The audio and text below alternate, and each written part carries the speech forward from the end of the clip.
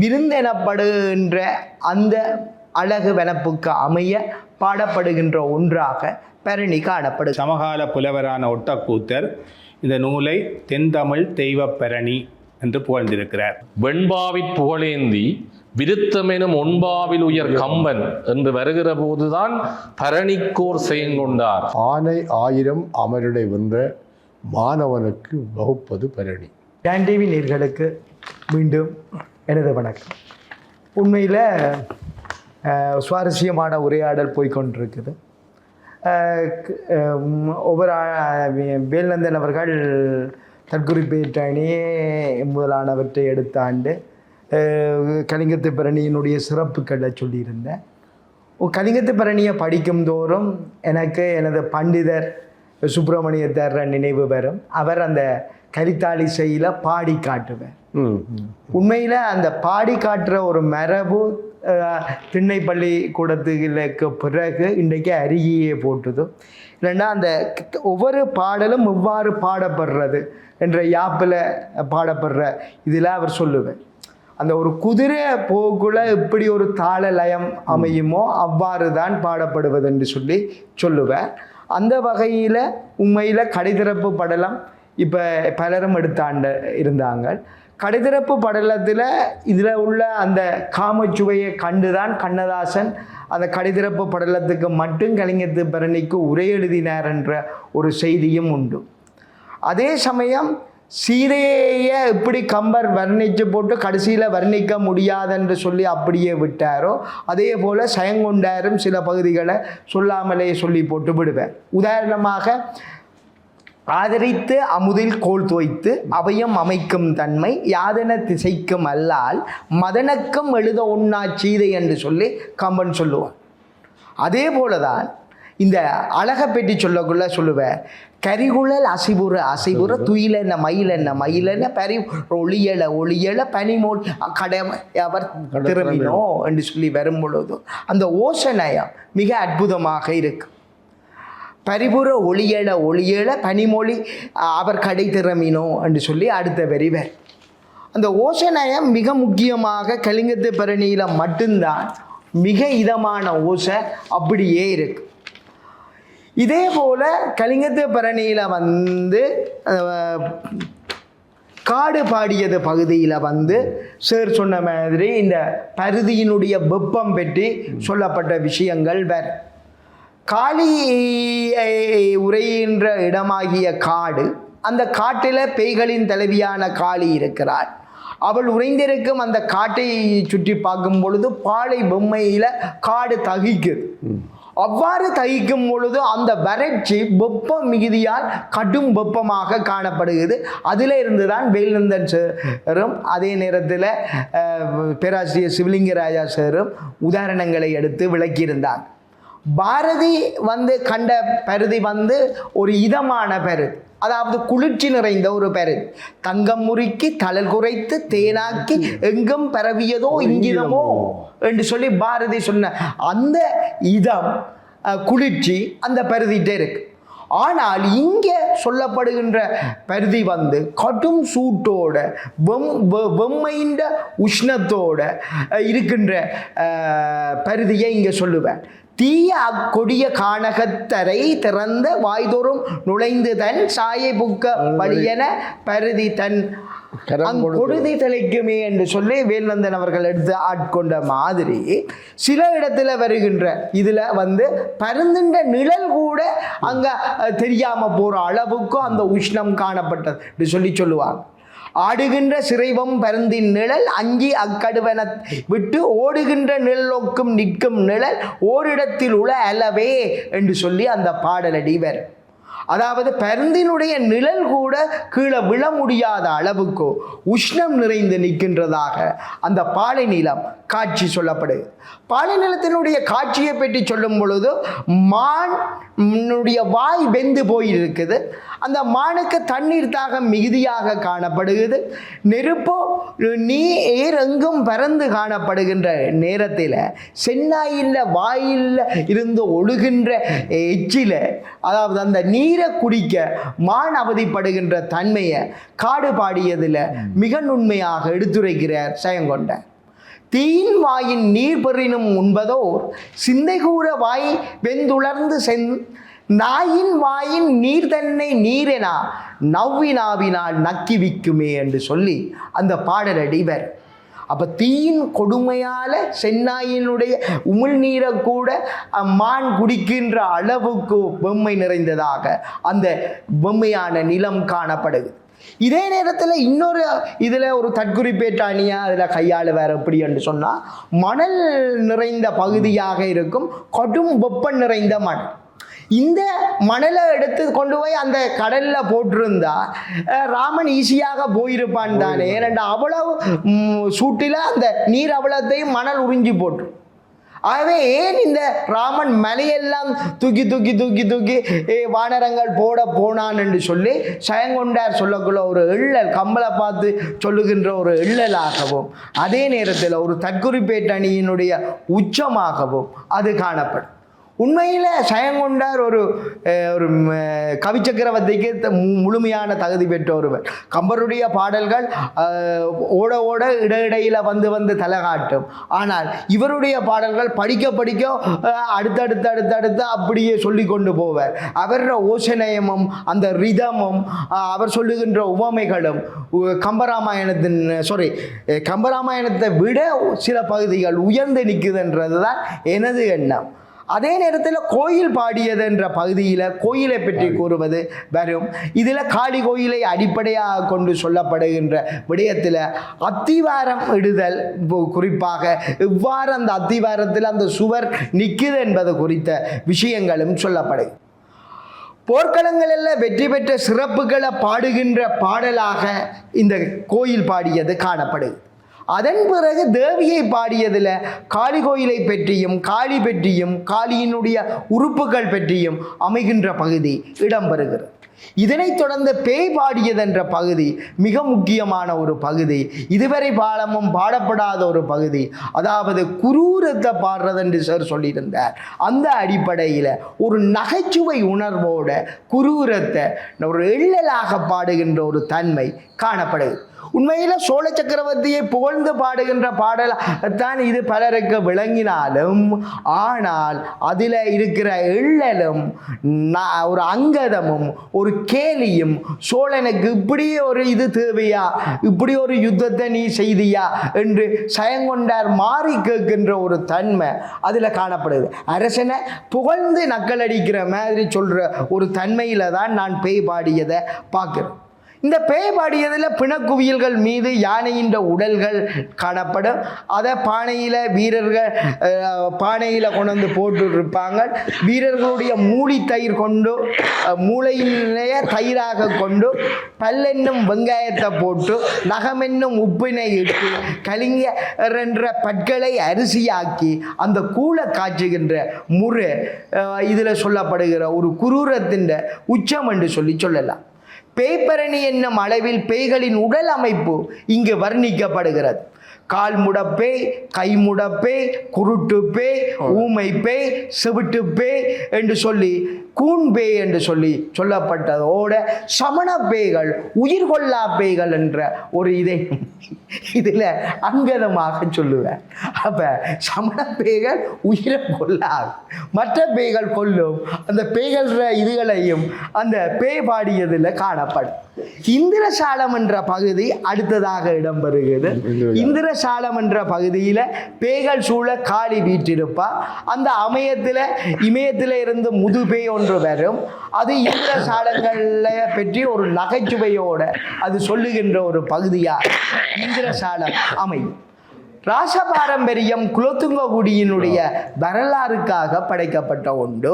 கரிகால் சோழன் தொடக்கம் குலோத்துங்கன் சோழன் வரையும் உள்ள சோழனுடைய கீர்த்திகளை சொல்லுகின்ற அந்த தன்மை சோழ பேரரசு ஒரு உயர்ந்த பேரரசாகவும், அதாவது வலுவுள்ள ஒரு பேரரசாகவும் ஸ்தாபிக்கப்பட்ட ஒரு தன்மையை கட்டாயம் பாட வேண்டும் என்பதற்காக ராச பாரம்பரியம் பாடினார். இதனால் தான் சயங்கொண்டாருக்கு கவிச்சக்கரவர்த்தி பட்டத்தை கொடுத்து குலோத்துங்கன் தன்னுடைய அவையில் அமர்த்தினானோ தெரியாது. ஏனென்றால் அந்த அளவுக்கு புகழினுடைய உச்சம் சொல்லப்படுது. இதைத் தொடர்ந்து பேய் முறைப்பாடு என்ற பகுதி இடம்பெறுகிறது. பேய்களின் பசி கொடுமை சொல்லப்படுகின்றது. அந்த நேரத்தில் இமயத்திலிருந்து வருகின்ற பேய் தாம் கலிங்கத்தில் கண்ட தீக்குறிகளை பற்றி சொல்லும். இவைகளை கேட்ட கணித பேய் கனவும் நனமும் கண்டு குலோத்துங்கன் பரணிப்போர் உண்டு என்றதை அதில் சொல்லி அது முடிக்கும். அவதாரம் என்ற பகுதியில் குலோத்துங்கனுடைய சிறப்பு பற்றி கூறப்படுகிறது. குலோத்துங்கனுடைய பிறப்பு, வளர்ப்பு, இளவரசு பட்டம் பெற்றது, முடிசூடியது முதலிய விஷயங்களோடு சாளுங்கிய பேரரசை வெற்றி கொண்ட விஷயமும் அதில் சொல்லப்படுவதையும் நாங்கள் காணலாம்.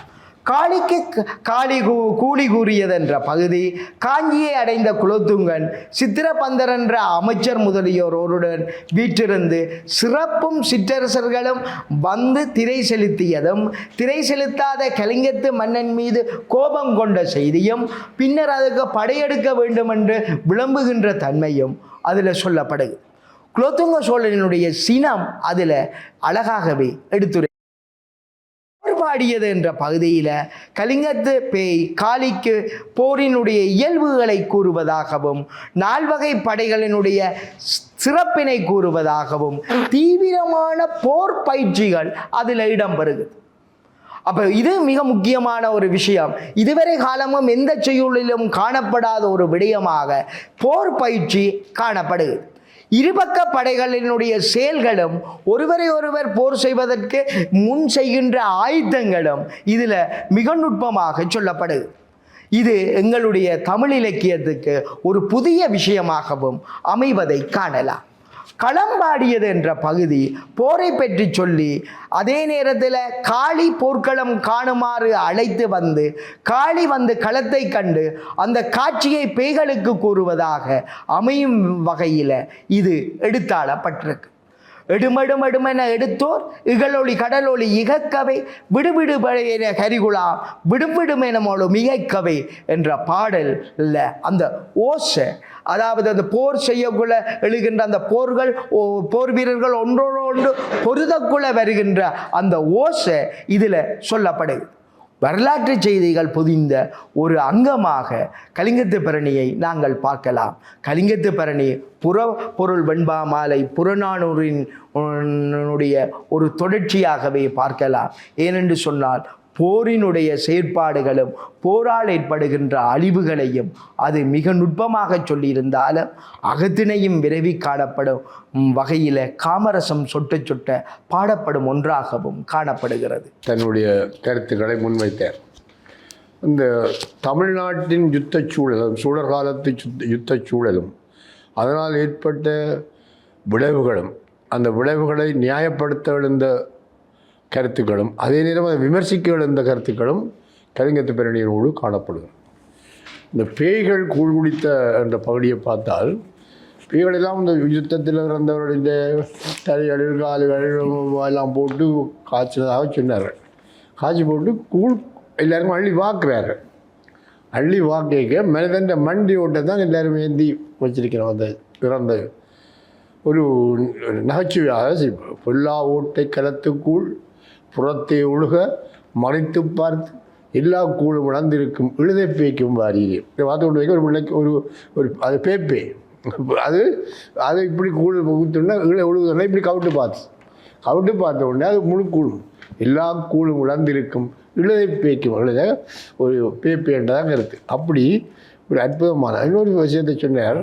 இந்த ஓசை பாரதி சொன்னால் ஓசை தரும் இன்பம் ஓமையிலா இன்பமுடா.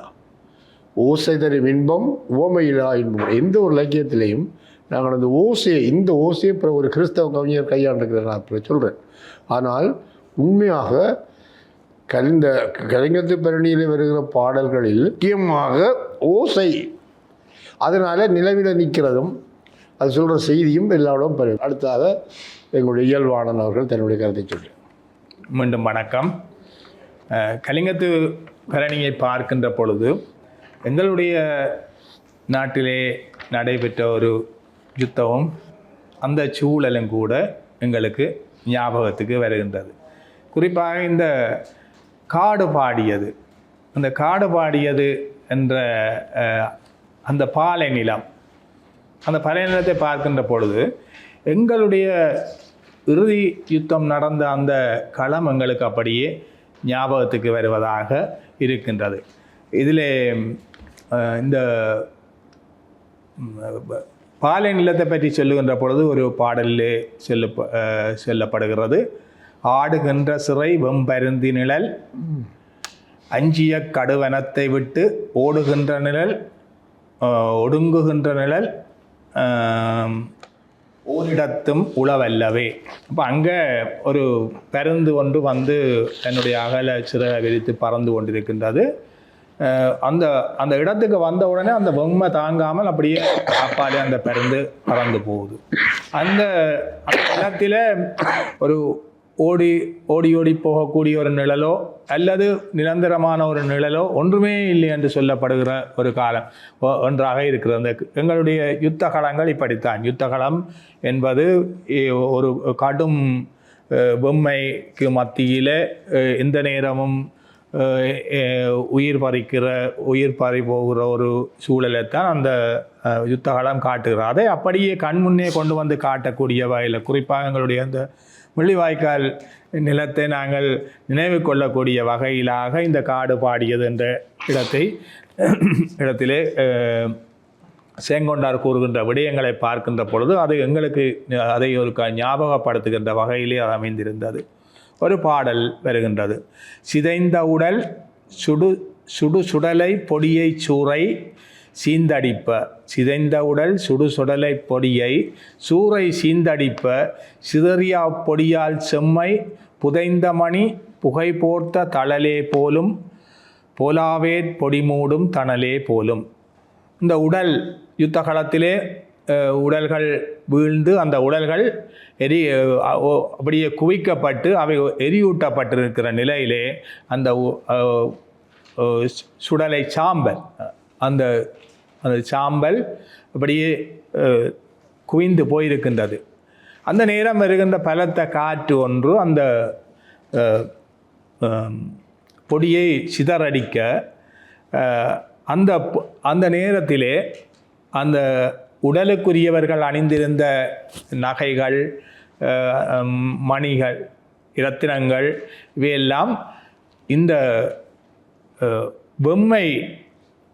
பொம்மை சேர்ந்து இந்த புகையால் மூடப்பட்ட ஒரு நெருப்பாக சிவந்து காணப்படுகின்றன. நெருப்பெரிந்தபடி காணப்படுமோ அப்படியே எப்படி உடல்கள் நீராகி போனாலும் அந்த ஆபரணங்கள் எப்படி காட்சியளிக்கின்றன என்பதை சொல்லுகிறதன் ஊடாக அந்த போரினுடைய தீவிரத்தை இது காட்டுகிறது. நான் நினைக்கிறேன் ஜெயங்கொண்டாருக்கு ஒரு சமண பின்புலம் இருக்கிறது. ஏனென்றால் பேய்களை பாடைக சமண பேய் ஒருவரையும் உயிர்களை எடுக்காத பேய் என்ற அடிப்படையில் அவர் பாடுகின்ற அடிப்படையிலே நான் நினைக்கிறேன் இது ஒரு வகையில் இந்த போரின் கொடுமையை உணர்த்துவதன் ஊடாக போர் தொடர்பான ஒரு வெறுப்பை ஏற்படுத்துகிற வகையிலே இந்த நூல் ஆக்கப்பட்டிருக்கிறது என்று கூட நான் எண்ணியிருந்தேன். அதே மாதிரி இந்த கோயில் பாடியது ரமேஷ் சொன்னார். அந்த கோயில் பாடியதிலே ஒரு பாட்டு வருகிறது. காளியினுடைய ஆலயம் அமைக்கப்பட்டிருக்குது. எவ்வாறு அமைக்கப்பட்டிருக்கின்ற என்றால் இந்த பேய்கள் காவல் காக்கிற அந்த ஆலயத்தினுடைய கோபுரமும் மதிலும் வெள்ளி போல மின்னுதாம் என்று அவர் சொல்லுகிறார். கொள்ளிவால் பேகாய்க்கும் கோபுரமும் நெடுமதிலும் வெள்ளியால் சமைத்ததென வெள்ளெலும்பினால் சமைத்தே. அது வெள்ளி போல அது மின்னது. அது வெள்ளியால் சமைக்கப்பட்டதல்ல, உருவாக்கப்பட்டதல்ல. அதற்கு பதிலாக மனிதர்களுடைய வெள்ளை எலும்புகளால் உருவாக்கப்பட்ட என்று சொல்லி அந்த பாடல் வருகின்றது. அதே போல் இந்த பேய் முறைப்பாடு என்ற ஒரு அதிலே ஒரு பாடலையும் நான் சொல்லி நான் நிறைவு செய்யலாம்னு நினைக்கிறேன்.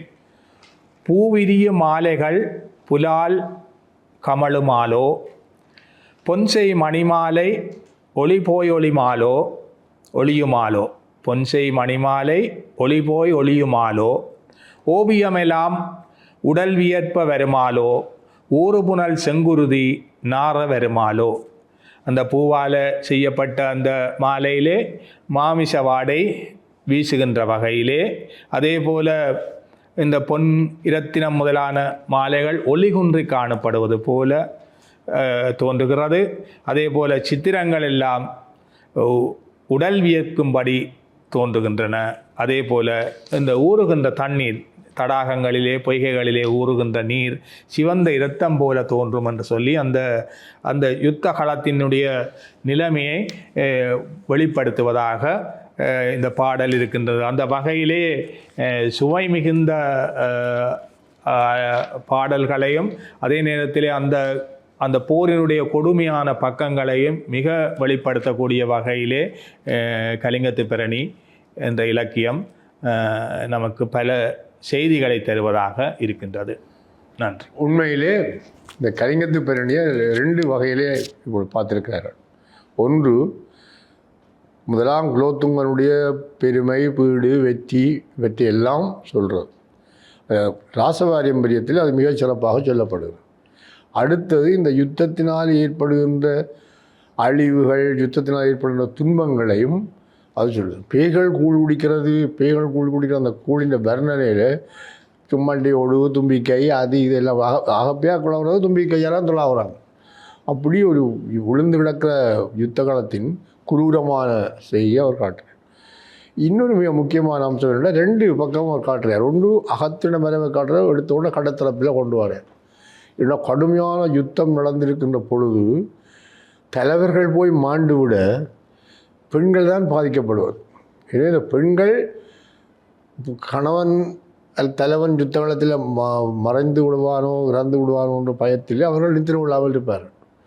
அவன் வந்த உடனே அது சந்தோஷம் வந்துடும். அதை அவன் கதவை தட்டி பாடுறது கடத்திறப்பு என்பது. கதவை தட்டி திறண்டு பாடுறது அற்புதமான பாடல்கள். உண்மையிலே இந்த பாடல்களினுடைய ஒரு நல்ல இலக்கியம், நல்லொரு கவிஞன் ஒரு கவிதை மரவை திறந்தால் அந்த கவிதை மரவு பிற்காலத்தில் மூடும். இந்த நல்ல தமிழ் கேட்போம் என்பவர்கள் இதை விளங்கிக் கொள்ளணும் என்றால், நல்லொரு கவிஞன் கம்பன், இளங்கோ, வள்ளுவன் அவர்கள் திறந்த அந்த பாதையில் தமிழோடும். இந்த வகையில் தான் எங்களுடைய சேங்கொண்டார் இது அழகாக பாடுகிறேன். கலிங்கத்து பிறனியுடைய பாடல் சிறப்பு, அது அற்புதமான உவமை, உருவகம், அணிகள் பற்றியெல்லாம் இங்கே சொன்னார்கள். அப்படிப்பட்ட ஒரு பாடல் மரபை பின்வந்த புலவர்கள் கையாண்டார். இதுக்கு நல்ல உதாரணம் எச்.ஏ. கிருஷ்ணபிள்ளை தன்னுடைய இரட்சணிய யாத்திரிகம் என்கிற ஒரு கிறிஸ்தவ இலக்கியம், அந்த இரட்சணிய யாத்திரிகம் என்ற நூலிலே இந்த கடைத்திறப்பு என்கின்ற பகுதியை அவர் கையாளுது. சேங்கொண்டார் கடைத்திறப்பில் அகத்தின மரவும் அல்லது காம விடயங்களையும் சொன்னாலும் இவர் அங்கே அதை சொல்லி, இவர் தெய்வீகத்தை சொல்லி அந்த இலக்கியத்தின் ஆளுமை, அந்த அமைப்பு அவருக்கு பிடிச்சு கொண்டபடியால் ஹென்ரியட் கிருஷ்ணபிள்ளை இதுக்குள்ளே கொண்டு வந்து இந்த பாவி போய் கதவில் தட்டுறார். தான் போல பாடுபட்டு பாவி வந்து தட்டுறார். பாவம் மீறிவளர் காடு துற்றியல பட்டழுங்கிய பாவியார் ஜீவமா நதியின் நீர் அருந்து அதித்து விட்டம் உண்டு கடை திறம்பிடும் என்று கதவை தட்டி போடு. கடைசியை அவன் கதவு திறக்கையில் நின்ற அந்தரத்தில் ஆறாக்கூடிய பசிதாபம் அடிய தனை அழைக்கும் மாறாக்கரனை பரதன்பால் வந்தேன் கடவுள் திறவும். அங்கே அவர் அகத்திணைக்கு சொன்னது, இங்கே இவன் பக்திக்கு சொன்னான். தட்டி கொண்டு திறக்கையில் அதுக்கு தகுந்த ஊசியம் மாதிரி இங்கே பெருவர் ஊசி பாவம் முறையோட காடு துட்டியல பட் அடங்கிய பாவியா ஈவனா அது என்ன இந்த வரி கேட்ட அந்த கதவை கடன்னு தட்டுற மாதிரி அந்த ஊசியாமே. இது பரணி பிரபந்தத்துக்குள்ளே அதில் வந்த பிற்காலத்தில் வந்த இது. வேலநந்தன் அவர்கள் சொன்னது போல் இயேசுநாதர் பிள்ளை தமிழ் அப்படி பாடினது போல இவர் லட்சுமிநாதிரத்துக்குள்ள இந்த இலக்கிய வடிவத்தையும் கொண்டு வந்தார். பல இடத்தை கையாண்டிருக்கிறார்கள். இந்த வகையிலே கலிங்கத்து பரணி என்பது சிற்றிலக்கிய வரிசையிலே மிகச்சிறந்த ஒரு இலக்கியமாக விளங்குகிறது. அதனுடைய பயன்பாடு இன்றைய தலைமுறைக்கு தேவை. எங்களுடைய அன்புக்குரிய வேலநந்தன் அவர்கள் அடுத்து தன்னுடைய கருத்தை கூறுவார். பரணி என்ற இலக்கிய வடிவம் பற்றி, குறிப்பாக அதை கலிங்கத்து பரணியோடு மையப்படுத்தியதாக அதிக விடயங்களை இதுவரை நாங்கள் பகிர்ந்திருக்கின்றோம். அந்த வகையிலே போரை பாடிய அந்த பரணி என்ற அந்த உணர்வு ஒரு காலத்தில் தரணியிலே வீரத்தோடு இருந்த எங்கள் இனத்துக்கும் பொருத்தமாகவே இருந்திருக்கிறது. எங்களுடைய மண்ணிலும் பரணி பாடுவோம் என்ற வரிகள் ஒரு காலத்தில் ஒலித்திருக்கின்றன என்ற சிந்தனைகளோடு நாங்கள் இப்பொழுது இந்த பரணி, அதாவது பரணி என்ற இந்த வடிவத்தை கையாண்டு பிற்காலத்திலே தொடர்ச்சியாக பல பரணி பிரபந்தங்கள் தோன்றியிருக்கின்றன. ஏற்கனவே ரமேஷ் அவர்கள் குறிப்பிட்டிருக்கின்றார் பல பரணிகளை. குறிப்பாக இரணிய வதை பரணி என்றொரு பரணி இருந்திருக்கிறது, சீனத்து பரணி, வங்கத்து பரணி, திராவிட பரணி என்றெல்லாம் பரணிகள் தோன்றியிருந்தாலும் கூட இந்த பரணி இலக்கிய வரலாற்றிலே ஒரு மடைமாற்றமாக இதுவரை வீரத்தை, களத்தை, யுத்தத்தை பாடிய பரணி என்ற இலக்கிய வடிவத்தை உள்வாங்கிக் கொண்டு மோகவதை பரணி, பாசவதை பரணி, அஞ்ஞைவதை பரணி என்று உள்ளம் சார்ந்த உணர்வுகளோடு, அதாவது அகங்காரம், அஞ்ஞானம் போன்ற அந்த விடயங்களோடு தத்துவ நிலையிலே தொடர்படுத்தி பல பரணி பிரபந்தங்களையும் பிற்பட தந்திருக்கிறார்கள். தத்துவராயர் அவர்கள் மோகவதை பரணியை தந்திருக்கிறார். கிபி 15ஆம் நூற்றாண்டிலே அது தோன்றியிருக்கிறது. மோகம் என்பது ஒரு மத யானையொத்து. நான் ஏற்கனவே சொன்னேன், 1000 யானைகளை வெல்லுதல் என்பது போர்க்களத்து யானைகளை மட்டுமல்ல, எங்கள் உள்ளத்துக்குள் இருக்கிற யானைகளையும் வெல்லுதல் என்ற அர்த்தப்பட மோகம் என்ற மத யானையை வென்ற கதையை இந்த மோகவதை பரணி கிட்டத்தட்ட 500 கன்னிகளுக்குள்ளாலே பேசுகிறது. அங்கே சொருபானந்தர் என்று சொல்லப்படுகின்ற ஒரு பாத்திரத்தை வைத்துக்கொண்டு அவர் எப்படி இந்த மோகத்தை வென்றார் தன்னுடைய சீடர்களோடு இணைந்த ஒரு கதை மூலமாக அந்த பரணி தன்னுடைய தத்துவ சிந்தனைகளை வெளிப்படுத்துவதை நாங்கள் பார்க்கலாம். அதுபோல பாசவதை பரணியிலேயும் கூட குறிப்பாக ஏற்கனவே கலிங்கத்து பரணியிலே கையாளப்படுகிற கடவுள் வாழ்த்து, கடைத்திறப்பு, காடு பாடியது போன்ற பகுதிகள் பாசவதை பரணியிலும் கையாளப்பட்டிருக்கின்றன. ஆனால் அது வேறு வகையான தத்துவ நோக்க அடிப்படைகளிலே அவை கையாளப்பட்டிருக்கிற சிறப்பை பார்க்கலாம். உதாரணமாக, வெண்சொலால் வைதாரை வாழ்த்தின் போல் மதித்தென்றும் இன்சொலால் அவர் பகைதான் இடிப்பதென்றோ எனதாண்மை என்று அறிவுரை சொல்லுகின்ற பாங்கிலே பாசவதை பரணியிலே பாடல்கள் அமைந்திருக்கின்றன. அதுபோல அஞ்ஞவதை பரணி என்பது ஞானத்தை மையப்படுத்தியதாக, குறிப்பாக அஞ்ஞானத்தை அரசனாக்கி அகங்காரத்தை அமைச்சராக்கி அதை வெல்லுகின்ற தன்மை கொண்ட வகைகளிலே அமைத்து பாடுகின்ற வகையிலே இந்த பரணி பிரபந்தங்கள் அமைந்திருக்கின்றன. இதனுடைய விளக்கத்தை இன்னும் விளக்கமாக ரமேஷ் அவர்கள் உங்களுக்கு விளங்கப்படுத்துவார் என்று கூறி இந்த சுற்று வாய்ப்புக்கு நன்றி கூறி விடைபெறுகிறேன். நாங்கள் நிறைவை நோக்கி சென்று கொண்டிருக்கிறோம்.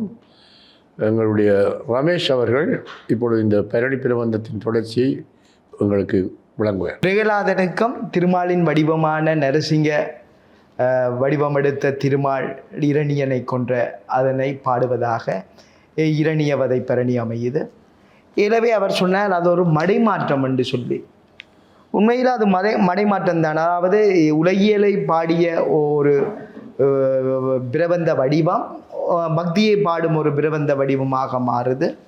அப்போ இரணியவதை பரணியில் பக்த பிரகலாதனுடைய கதை மிக நுண்மையாக எடுத்துரைக்கப்படுகிறது. திருமாலினுடைய வடிவம், நரசிங்க வடிவமும் அதில் பாடப்படுவதாக இருக்குது. இரணியனை கொன்ற அந்த இதை பாடினது. அப்போ அந்த இதில் இன்னொரு விஷயத்தையும் கவனிக்கலாம். என்னென்னு சொன்னால், 1000 மாணவீரனை அல்லது 1000 யானைகளை கொன்ற மாணவீரனை பாடுவதாக அமைகின்ற பரணி என்ற முறை மாறி அங்கு இறைவனுடைய பராக்கிரமத்தை பாடுகின்ற ஒரு வடிவமாக மாற்றப்பெற்றதையும் இங்கே நாங்கள் பார்க்கலாம். அதே நேரத்தில் அஞ்சவதை பரணி உண்மையில் மிக முக்கியமான பரணி நூலாக சொல்லப்பட்டது. மறைஞான தேசிகர் அதனை எழுதியிருந்த ஞானம் என்பது மெய்யறிவு, அஞ்ஞானம் என்பது பொய்யறிவு என்பதை சொல்றதாக அந்த அஞ்சவதை பரணி காணப்பட்டது. அது ஒரு மிக முக்கியமான விஷயம். எங்களுடைய ஆணவம் என்ற இருளை நீக்கி மெஞ்ஞானத்தை நோக்கி நகர்கின்ற விடயத்தை சொல்வதாக அஞ்சவதை பரணி அமையுது. அது ஒரு வீடு பேருக்கான ஒரு பரணியாக அமைவதாக காணலாம். 498 தாளிசையில் பாடப்பட்டதாக அது காணப்படுது. இதனுடைய தலைவர் யார் என்று சொல்லி பார்க்கக்குள்ள சொருபானந்தர் என்பவர் இதனுடைய தலைவராக காணப்படுகிறார். அவருக்கான எதிரி யார் என்று பார்த்தோம் என்று சொன்னால் அது அஞ்ஞானம் என்று சொல்லி சொல்லப்படும். அப்போ இதனைத்தான் அந்த அஞ்ஞானத்தை நீக்கும் பரணியாக அமைவதால் அஞ்சைவதை பரணி என்று சொல்லி சொல்லப்படுகிறது. அஞ்சைவதை பரணி எப்பவும் என்னத்தை சொல்லுது, மெஞ்ஞானத்தை நோக்கிய ஒன்றாக சொல்லப்படும். ஆகவே இது இங்கு சொல்லப்படுவதாக இருக்குது. இது வள்ளைப்பாட்டு என்னும் பாடல் உறுப்பு வடிவத்தில் எழுதப்பட்டதாக சொல்லப்படுகின்றது. அதனையும் இந்த தருணத்தில் நினைவு கூறுகிறோம். சிவஞான சித்தியார் உரைக்கு ஒரு தெளிவை கொடுக்கும் வண்ணம் இது பாடப்பட்டதாக சொல்லுவாங்க.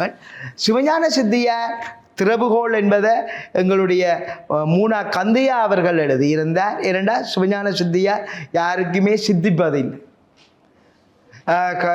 அது மிகவும் கடினமான ஒன்று. அப்போ சைவ சித்தாந்த மெய்ப்பொருளில் விளக்குறதுக்காக மெய்கண்டது தேவருடைய சிவஞான போதத்துக்கு விளக்கமாக அமைகிறதாகத்தான் சிவஞான சித்தியார் இருந்தது. ஆனால் அது சாதாரண வாசகர்களால் உள்ளே செல்ல முடியாமல் இருப்பதால் சிவஞான சித்தியார் என்ற திறவுகோலை எங்களுடைய பண்டிதர் மூனா கந்தையா அவர்கள் எழுதியிருந்தார். அதனுடைய தொடர்ச்சியாகத்தான் இந்த அஞ்சைவதை பரணியையும் பார்க்கலாம் என்று சொல்லலாம். ஏனென்று சொன்னால் சிவஞான சித்தியாருடைய பல்வேறு விஷயங்கள் அஞ்சைவதை பரணியில் வருவதும் நாங்கள் நோக்கத்தக்கது. அது உண்மையிலேயே ஒரு ஆய்வுக்குரிய ஒரு நூலாக, பரணி இலக்கியங்களில் ஒரு முதன்மையான நூலாக அஞ்சைவதை பரணி காணப்படுது. மோகவதை பரணியை பற்றி வேல்நந்தன் அவர்கள் எடுத்து சொன்னார். அது தத்துவராயர் என்பவரால் எழுதப்பட்டது. உண்மையில் தத்துவராயர் வேறொரு நாட்டில் இருந்து வந்து தமிழை படித்து தமிழினுடைய சைவ சித்தாந்த கருத்துக்களை உள்வாங்கி கொண்டு அந்த சைவ சித்தாந்த கருத்துக்களை கிறிஸ்தவர்களுக்கு எடுத்துரைக்கும் மூலமா, அதாவது சைவ சித்தாந்தம் என்று சொல்லாமல் மோட்சத்துக்கு போகிற ஒரு உபவழியாக கையாண்ட அந்த மோகவதை பரணியை சொல்லியிருந்தார். மோகத்தை ஒழித்தால் எங்களுக்கு இறைபேறு சித்திக்கும் என்பதுதான் அந்த பரணியினுடைய முடிந்த முடிவாக காணப்படுகிறது. இதில் திருமுடி அடைவு என்ற ஒரு பகுதியும் காணப்படுகிறது. தத்துவராயரனுடைய ஆசிரியர் சொருபானந்தர் தான் மோகவதை பரணியிடம் வருகிறார். அவர் மோகன வடிவமாக வந்து ஆட்கொண்ட விதத்தை சொல்வதாக மோகவதை பரணி அமைவதையும் காணலாம். இதில் திருவாதபுரர் கதையும் சொல்லப்படுவதையும் நாங்கள் இதில் பார்க்கக்கூடியதாக இருக்குது. ஆகவே இது மிக முக்கியமான ஒன்று. பாசவதை பரணி வைத்தியநாத தேசிகரால் எழுதப்பட்ட ஒன்றாக காணப்படுகிறது. உழவன் களத்தில் நெல், கம்பு, கொள் முதலான களங்களை அடித்து நெல்கட்டுகளை அடித்து தாளின் மீது போட்டு நெல்லை கொண்டு வருவான். அதேபோல் அரசன் போர்க்களத்தில் பகைவரோடு போர் செய்து வெற்றியை கொண்டு வருவான். இந்த ரெண்டையும் உவமித்து பாடும் ஒன்றாக பாசவதை பரணி காணப்படுகிறது. அப்போ உழவன் போர்க்களத்தில் நெல்லை அடித்து மக்களுக்கு வழங்குவான். அதே போல போர்க்களத்தில் பகைவர்களை கொன்று வெற்றியை தனது நாட்டுக்கு வழங்குவான் அரசன் என்பதை இது எடுத்துரைக்கும். இதைவிட திருச்செந்தூர் பரணி என்ற ஒரு பரணி முருகப்பெருமானை முன்வைத்து எழுதப்பட்டதாக காணப்படுகிறது. இதனை சீனி புலவர் எழுதினார். சூரபத்மனை முருகப்பெருமான் அழித்த கதையை, அதாவது சங்காரம் செய்த கதையை இந்த திருச்செந்தூர் பரணி கூறுவதாக அமைகிறது. இதே சமயம் எங்களுக்கு பல்வேறு பரணிகள் வந்ததாக வேல்நந்தன் கூறியிருந்தார். அதாவது நாடுகளை பொறுத்து வந்த பரணிகள் பற்றி அவர் கதைத்திருந்தார். அந்த வகையில் பல்வேறு பரணிகளை பார்த்த நாங்கள் தக்கையாக பரணி பற்றி இயல்பான கூறுவார் என்று சொல்லி நான் அவரிடம் ஒடிவாங்கிய கையளிக்கிறேன். சயங்கொண்டாருடைய சமகாலத்தவராக விளங்கிய ஒட்டக்கூத்தர், சயங்கொண்டாரை போல அவரும் கவி சக்கரவர்த்தி என்று பெயர் எடுத்தவர். அவரால் பாடப்பட்டது. தமிழ்நாட்டில் சோழராட்சி நிலவிய 12ஆம் நூற்றாண்டை சேர்ந்த இலக்கியமாக இது இருக்குது. இதில் நாங்கள் தக்க யாக பரணி என்ற தக்கன் யாகம் பரணி என்று நாங்கள் பார்க்கலாம். தக்கனுடைய கதை, தக்கனுடைய செருக்கை அளித்த கதை. அந்த வகையிலே இது ஒரு சிவபெருமானை குறித்த குறித்து பாடப்பட்ட ஒரு நூலாக இந்த தக்கஜாக பெரணி இருக்கின்றது. வழக்கமாக காப்பு செய்யுள் பிள்ளையாருக்கு பாடுகின்ற ஒரு மரபு இருக்கின்றது. இந்த மரபுக்கு மாறாக இங்கே காப்பு செய்யுள் வைரவரை பாடுவதாக இந்த தக்கஜாக பெரணியிலே காப்பு செய்யுள் அமைந்திருக்கின்றது. இந்த ஒட்டக்கூத்தர் பாடிய இந்த தக்கஜாக பெரணியிலே 814 தாளிசைகள் இருக்கின்றன. அவற்றுள்ள 516 தாளிசைகளுக்கு மட்டும் 16ஆம் நூற்றாண்டில் உரி எழுதப்பட்டிருக்கின்றது. ஏனையவற்றுக்கு உரி எழுதப்படவில்லை. அந்த வகையிலே அந்த உரையிலே ஒரு விடயம் குறிப்பிட்டிருக்கிறது. இவை ஏனையவை கவி சக்கரவர்த்தியின் வாக்கு அல்ல என்று. அந்த வகையிலே இந்த 814 என்ற தாளிசைகளில் இந்த 516 தவிர்ந்த ஏனையவை இடைச்செருகளாக பிற்காலத்திலே வந்திருக்கலாம் என்று கருதப்படுகின்றன. தமிழ் சிற்றிலக்கிய வகைகளிலே ஒரு சிறப்பான ஒரு கலிங்கத்து பெரணியை மையமாக வைத்துக்கொண்டு இன்று பெரணி இலக்கியம் பற்றி நாங்கள் இந்த நல்லதமிழ் கேட்போம் நிகழ்ச்சியிலே பார்த்தோம். உண்மையாகவே கலிங்கத்து பெரணியிலிருந்து தான் மற்ற பரணிகள் எல்லாம் ஊற்றெடுத்தன. பரணி இலக்கியம் சிறப்புறுவதற்கு அடிப்படையாக அமைந்த காரணங்கள் ஒன்று அதனுடைய ஓசை, யாப்பு என்பதும் மிக முக்கியமானது. இலகுவாக எல்லோராலும் விளங்கக்கூடிய, ஏற்றுக்கொள்ளக்கூடிய ஒரு சந்தம் நிறைந்த பாடல்கள். எனவே கடைசியாக சினிமா வசனத்தில் கூடி கருணாநிதி எழுதுவார், கங்க கொண்டான் கலிங்கத்து பெரணி கண்டான் என்றெல்லாம் விருது கண்டாரும் முன்னோர் என்று எழுதுவார். கலிங்கத்து பெரணி என்பது ஒரு மிகச்சிறந்த பாடல் கொண்ட அற்புதமான ஒரு சிற்றிலக்கியம் என்று கூறிக்கொண்டு இத்துடன் எங்களுடைய சிற்றிலக்கியங்களின் தொடர்ச்சியில் வருகின்ற கலிங்கத்து பெரணியை மையமாக வைத்த இந்த உரையை நாங்கள் நிறைவு செய்கிறோம். அடுத்த வாரம் சந்திக்கும் பொழுது இன்னொரு சிற்றிலக்கியம் பற்றி நாங்கள் உரையாடுவோம். நல்ல தமிழ் கேட்கிறவர்கள், இந்த உரையை கேட்கிறவர்கள் கலிங்கத்து பெரணியை தேடி படிக்க வேண்டும். இளைஞர்கள் நிச்சயமாக கடைத்திறப்பை படிக்க வேண்டும். கடைத்திறப்பை படித்தால் அவர்கள் முழுவதையும் படித்து முடிப்பார்கள் என்ற ஒரு நம்பிக்கை எனக்கு உண்டு என கூறி இதை நிறைவு செய்கிறோம். நன்றி, வணக்கம்.